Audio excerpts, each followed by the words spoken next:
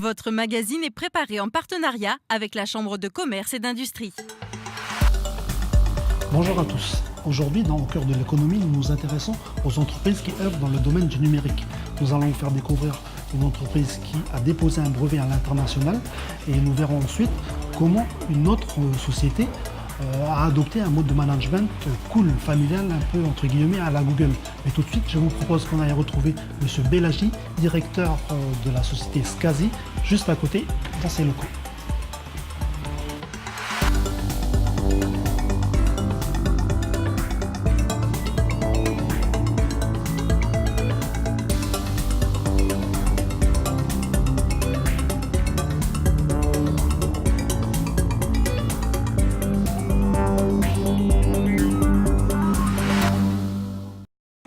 Bonjour Monsieur Belaji, merci de nous accueillir ici au sein de votre société Skazi. Alors une première question pour vous, qu'est-ce qu'une entreprise numérique?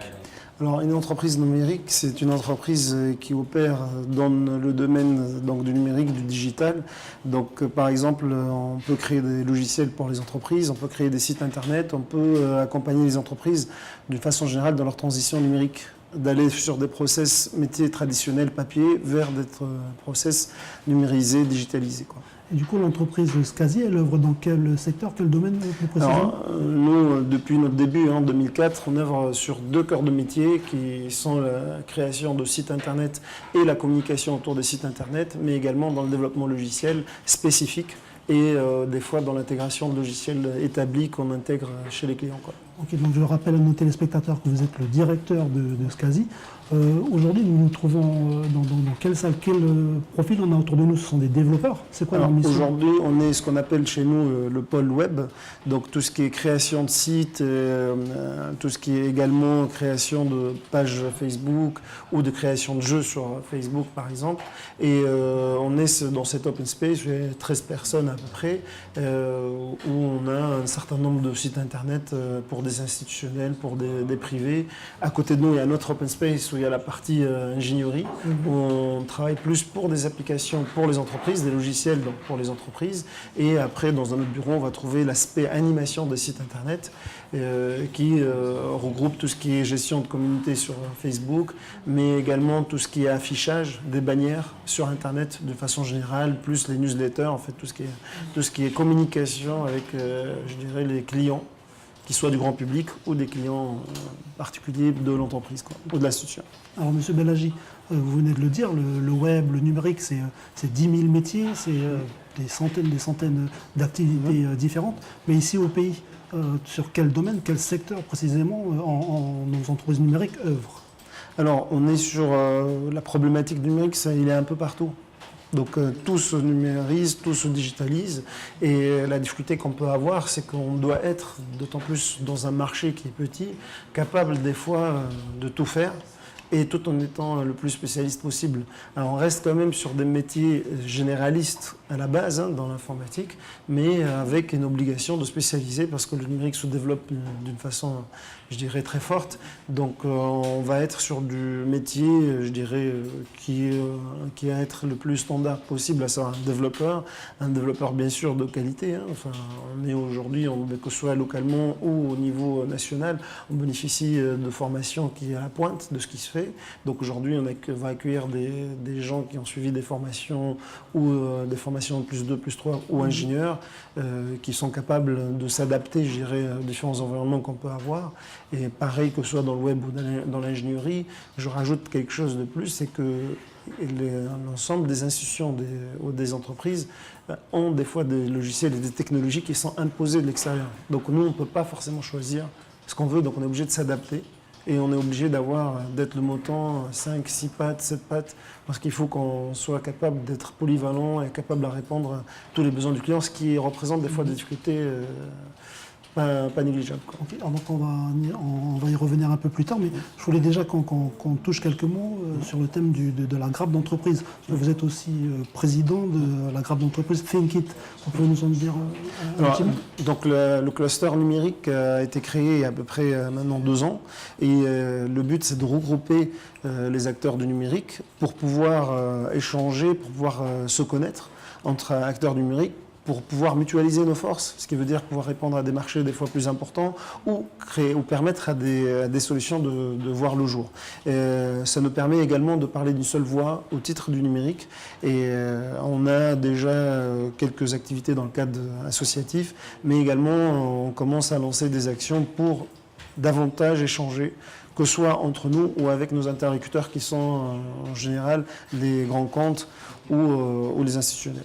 Alors, Monsieur Belachi, on l'a dit, le domaine du numérique, c'est des dizaines de milliers de nouveaux métiers, une nouvelle époque, et donc aussi une nouvelle manière d'organiser notre travail, d'organiser votre travail, pardon. Alors, je vous propose qu'on regarde ensemble ce reportage qu'on a tourné du côté de Magenta sur un nouveau mode de management cool, entre guillemets. On vous propose qu'on regarde ça ensemble.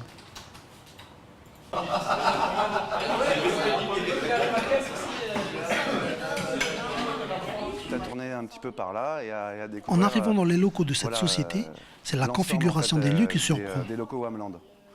Une sorte d'open space qui réunit tout le monde. En fait, ça nous unit quelque part, dans le sens où on est tous comme d'un commun accord à travailler dans le bon sens et on n'est pas séparés par des cloisons, par des choses qui du coup reviendraient à avoir uniquement la salle café comme lieu de rendez-vous. Nous, on est tous ensemble tout le temps. S'il y a un problème, s'il y a des solutions, en tout cas, on est tous tout le temps ensemble. C'est donc un agencement adapté au mode de management, entre guillemets, très cool, très familial, qui, tant que les objectifs sont atteints, laisse beaucoup de liberté aux salariés.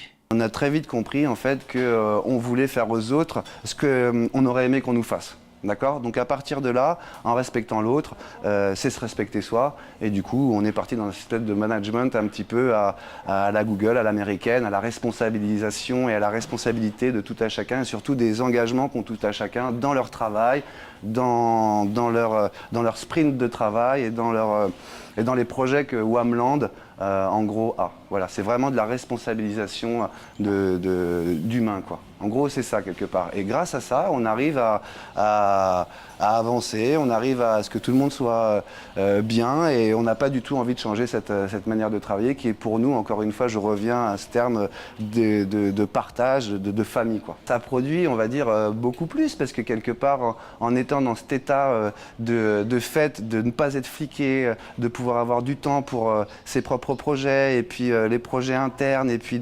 d'être dans une passion de travail, à pas compter son temps, on va dire que nous, on ressent énormément la différence entre on donne un projet à quelqu'un, on lui dit c'est terminé telle date, ou alors on donne un projet à quelqu'un et on lui dit de 8h du matin à 17h le soir, tu vas le faire sur une durée de 10 jours. Honnêtement, je pense que l'implication de tout à chacun, elle dépend aussi de ce qu'il a envie de faire pour lui-même.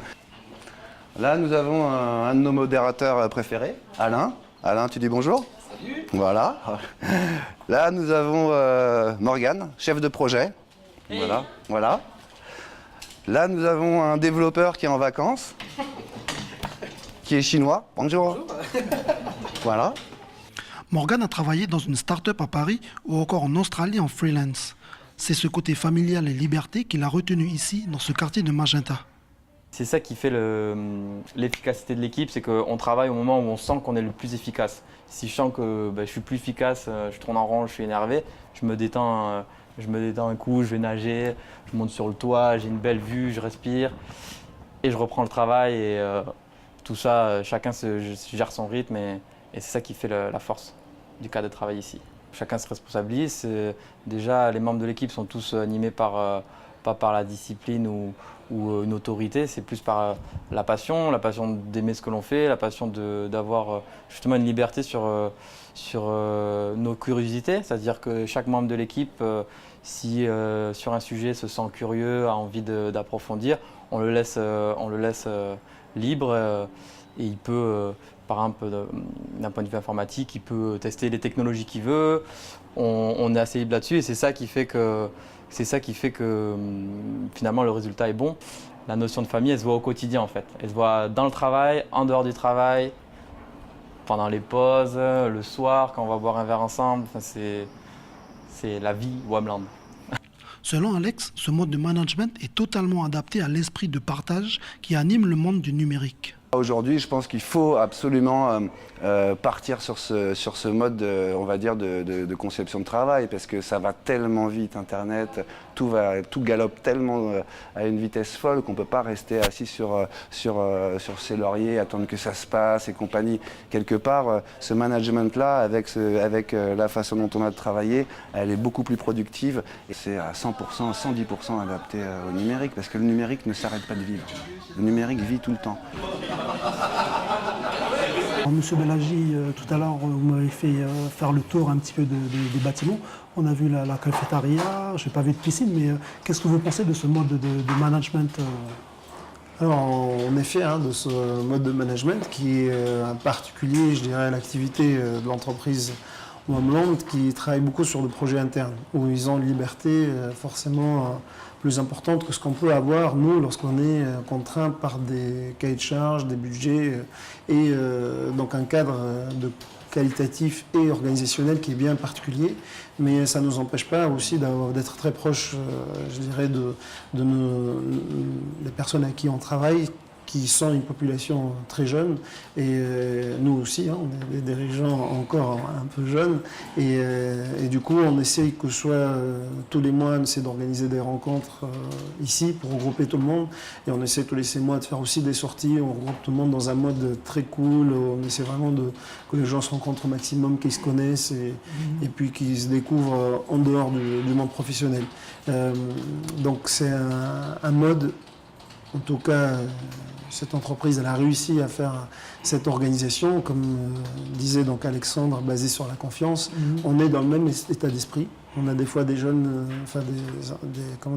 des employés qui demandent à travailler des fois de chez eux. On est assez dans cette dynamique-là, mais avec nos contraintes propres, puisque chaque entreprise a ses vérités, quoi.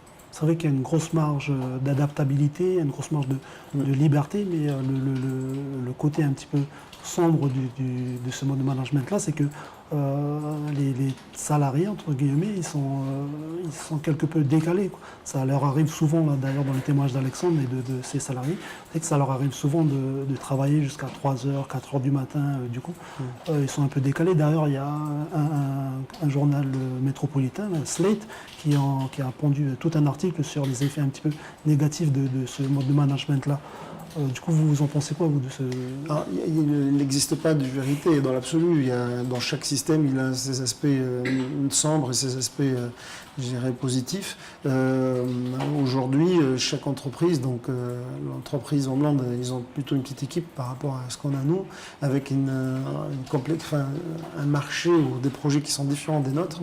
L'essentiel pour moi, c'est qu'ils se retrouvent dans cette organisation et qu'ils réussissent. Après, c'est clair que, pareil, une petite organisation, nous, on a une 50aine de salariés avec des projets un peu différents, avec des représentants, délégués de personnel, etc. On ne peut pas se permettre, c'est pas facile, les limites peuvent être vite voir le jour, ou à travers une exagération de la part d'un salarié avec des conséquences sur sa santé, ou des fois, on ne sait plus les limites. Du coup, il faut qu'on travaille quand même sur des cadres, tout en gardant une confiance et une certaine marge de manœuvre. Alors vous l'avez dit, ici comme chez Wamland, la moyenne d'âge de vos salariés, c'est 25-30 ans. Oui. Alors je voulais vous demander de quel profil de jeunes diplômés ici au pays a-t-on besoin? Alors, en Nouvelle-Calédonie, comme je disais tout à l'heure, on a besoin de plutôt 2 types de profils. Un profil, je dirais, technicien avec plutôt 2 années d'études en général, 2-3 ans d'études, et plutôt un profil d'ingénieur, master, qui vont plus aller vers de la conception. Et en Nouvelle-Calédonie, on a des formations aujourd'hui plutôt de Bac plus 2, Bac plus 3, qui sont nécessaires, qui vont être complétées. Aujourd'hui, on a l'MMI qui a vu le jour il y a 1 an. On va avoir d'autres formations qui vont voir le jour. Mais on bénéficie aussi d'apports de personnes qui viennent de l'extérieur du territoire, qui sont formées avec l'expérience et qui vont former également les gens, les locaux, sur que ce soit pour améliorer leurs compétences, sur des technologies, sur des méthodologies de travail, sur des process qualité qui sont nécessaires. Et par contre, on manque dans le métier de ressources C'est une évidence, bien que les choses bougent avec toutes les formations qui se mettent en place. Mais c'est vrai que la ressource est plutôt défaillante dans la partie numérique. Ok, donc la Nouvelle-Calédonie manque beaucoup de matières grises et on est obligé de faire appel à l'extérieur. Voilà, on manque de matière grise. Alors l'obligation, c'est une nécessité des fois de faire appel à la matière grise de l'extérieur parce que l'intelligence ne peut pas se retrouver à un seul endroit. Donc il faut qu'on continue à bénéficier de ces apports-là, mais qu'on forme aussi nos jeunes pour des raisons des fois de développement endogène, de débouchés pour nos jeunes, hein, parce que le nickel, il a ses limites, on le voit, et c'est un apport important, mais il ne faut pas qu'on soit que sur le domaine du nickel, sinon dès qu'il y a une crise conjoncturelle, le pays s'arrête, quoi. Okay. Du coup, par rapport à des régions voisines comme la Polynésie, nous, au niveau de cette matière grise-là, où est-ce qu'on se situe? On est meilleur ou ils vont plus chercher à l'extérieur que nous? Comment ça se passe? Alors, je ne connais pas très bien la Polynésie, bien qu'on essaie aujourd'hui, nous, de prospecter en Polynésie. Je suis assez content du dynamisme qui existe dans le numérique polynésien. Ça nous permettrait demain d'avoir des partenariats, de collaborer ensemble. Ce que je vois, c'est que du fait de l'économie du territoire, qui est plutôt une économie avec plus de richesses en Nouvelle-Calédonie, il existe plus d'entreprises. Mais les entreprises polynésiennes, elles sont aussi dynamiques, elles ont leur spécificité. Des fois, ils sont meilleurs que les entreprises calédoniennes sur certains sujets, comme nous, on peut être meilleurs sur d'autres. Il y a une vraie complémentarité. En tout cas, nous, on œuvre sur ce sujet, que ce soit à titre de l'entreprise SCASI ou au titre du cluster numérique. On va aller vers ce sens-là, vers une intégration régionale numérique. Bon, c'est vrai que au niveau de la région, et tout particulièrement ici au pays, il y a une véritable dynamique au niveau du secteur numérique et certaines de nos entreprises vont même jusqu'à innover et exporter leur innovation.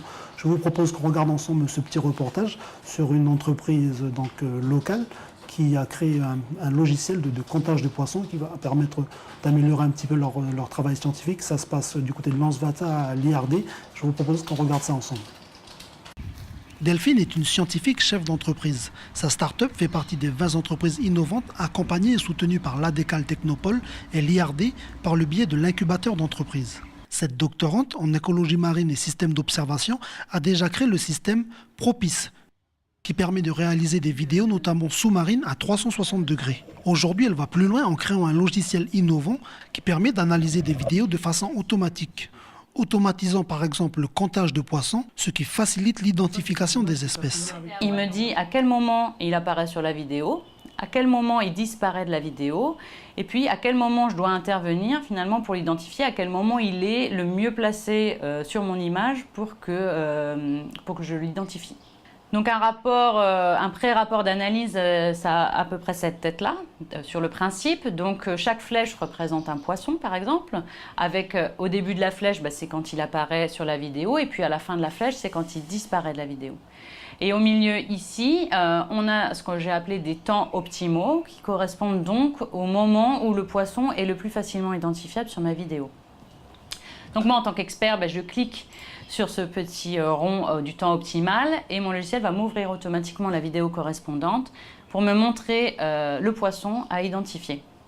Comme on est sur de l'outil vidéo, on peut lancer la vidéo pour que le poisson bouge dans le temps et nous permettre une meilleure identification. Un système qui engendre des gains de temps, d'argent et qui réduit considérablement la marge d'erreur.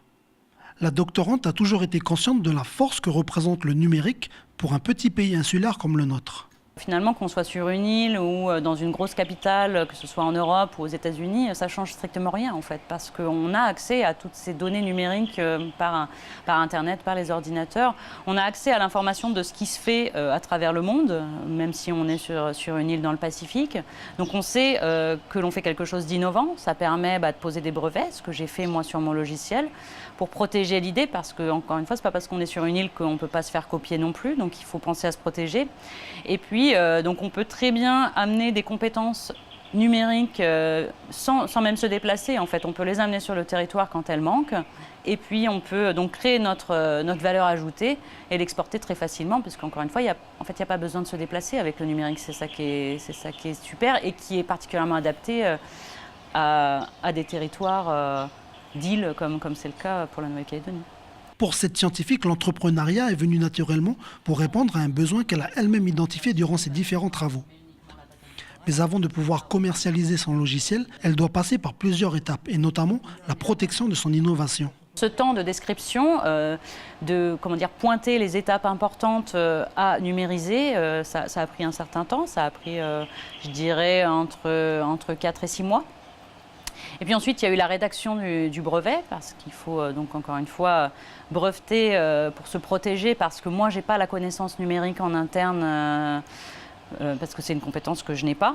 Donc je dois sous-traiter le développement de mon logiciel à une autre société. Et pour être sûr d'être le propriétaire de mon logiciel, j'étais obligée de me protéger en le brevetant auprès de l'Institut national de la propriété industrielle. Donc ça, c'est une étape qui prend aussi un peu de temps parce qu'on fait rédiger les brevets par des personnels experts, c'est des instituts juridiques. Pareil, basés en métropole. Donc après, différents rendez-vous Skype ou discussions avec des experts, notamment en métropole, j'ai fini par définir le sous-traitant le plus adéquat qui développerait ce logiciel. Donc aujourd'hui, j'en suis là, le logiciel est breveté, le sous-traitant est déterminé, le coût du développement est chiffré. Aujourd'hui, Delphine recherche des soutiens financiers pour pouvoir développer son logiciel déjà reconnu et récompensé à l'échelle européenne et locale. Alors, Monsieur Bellagi, on a vu un cas concret d'entreprise innovante dans le domaine numérique ici au pays. Vous, que pensez-vous de la santé de l'innovation ? Alors, la santé de l'innovation, c'est une santé fragile d'un petit bébé, en fait. L'innovation, on a commencé à en parler il y a quelques années, avec des mesures concrètes, mais qui n'ont jamais pu voir le jour à l'époque, il y a 4-5 ans. Et ça fait que 2 ans que les choses se réactivent, il y a eu entre autres le projet, la stratégie à l'innovation, qui est un programme européen, où il y a eu quelques événements en fait, localement pour encourager déjà le territoire de se doter d'une politique et stratégie à l'innovation et inciter les entreprises locales de s'y mettre. Donc pour parler de l'innovation, en fait, il y a tout un écosystème qu'il faut favoriser. Cet écosystème se commence par la base, à savoir l'innovateur. L'innovation et l'innovateur peuvent exister n'importe où dans le monde. C'est des accidents. Par contre, il faut les favoriser, ces accidents. Contrairement à ce qui se passe dans la sécurité routière, là, il faut qu'on favorise les accidents. Du coup, ici au pays, comment on s'y prend pour favoriser ces innovations ? Alors, comment déjà, c'est la matière grise, il faut favoriser l'arrivée des gens d'expérience qui ont des idées, favoriser les gens d'ici qui ont des idées aussi. Ça se fait sur plusieurs niveaux. Il y a un premier niveau, bien sûr, il s'agit aussi de la formation aussi des personnes pour aller chercher ce qu'ils souhaitent en termes de connaissances. Après, il y a un gros problème qui est le financement. Le financement, qu'il soit public ou privé. Aujourd'hui, il n'existe pas d'incitation réelle au financement des entreprises innovantes, que ce soit au niveau public ou privé. Troisième sujet, c'est la prise de conscience qu'on est capable de produire, on est capable d'innover en Nouvelle-Calédonie, on est capable de faire du travail de qualité d'une façon générale, voire même de faire des sauts technologiques à un niveau local qui est nécessaire, parce que ça permet d'améliorer, structurer l'économie locale et d'améliorer tous les outils pour le développement local. On est capable également d'arriver à des standards, qu'ils soient nationaux ou internationaux. On a plein d'exemples dans ce sujet. Dans le numérique, déjà, il y a eu aujourd'hui, même je prends le cas de la société Skazi, on a développé des logiciels qu'on vend aujourd'hui en Polynésie, on vend de la ressource en métropole. Par le passé, on a eu des actions aux États-Unis, mais on est un cas parmi d'autres.